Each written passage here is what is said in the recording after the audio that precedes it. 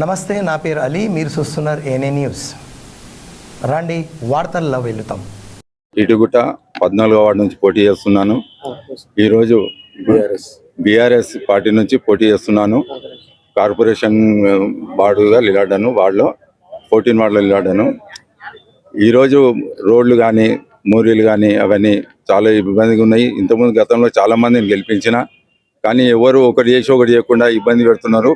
Public ఇబ్బంది పడుతున్నారు. కాబట్టి పబ్లిక్ ఒకవేళ నాకు సహకరిస్తే, నన్ను గెలిపిస్తే ఖచ్చితంగా పెద్ద ఎత్తున వార్డుని డెవలప్మెంట్ చేస్తా.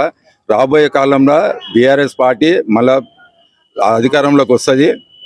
కాబట్టి కేసీఆర్ గవర్నమెంట్ వస్తుంది. కాబట్టి కేసీఆర్ గవర్నమెంట్ వస్తే రోడ్లు కానీ మూడుగుచ్చల మధ్యలో కోల్కొండ రోడ్ల ఒకటి గ్రౌండ్ కట్టిస్తాం, పెద్దగా స్టేడియం చేపిస్తాము.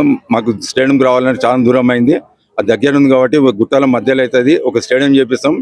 నెక్స్ట్ వచ్చేది బీఆర్ఎస్ పార్టీ. కాబట్టి నేను 14వ వార్డులో లేడా, 14వ వార్డు ప్రజలందరూ నన్ను ఓట్లేసి గెలిపిస్తే, నేను ఎటువంటి ఇబ్బంది ఉన్నా, ఎవరింట్లో ఏమున్నా పిలిస్తే పలికే లీడర్. నేను రీజన్ 14 నుంచి లాడాను. కాబట్టి దయచేసి అందరూ ఓట్లు నాకు వేయాలని కోరుకుంటున్నాను.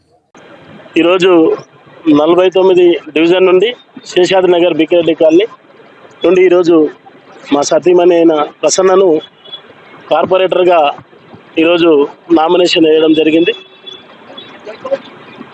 ఈరోజు మహబూబ్నగర్ పట్టణం కార్పొరేషన్ అభ్యర్థి రావడం, ఎలక్షన్స్ రావడం, దాంట్లో భాగంగా ఈరోజు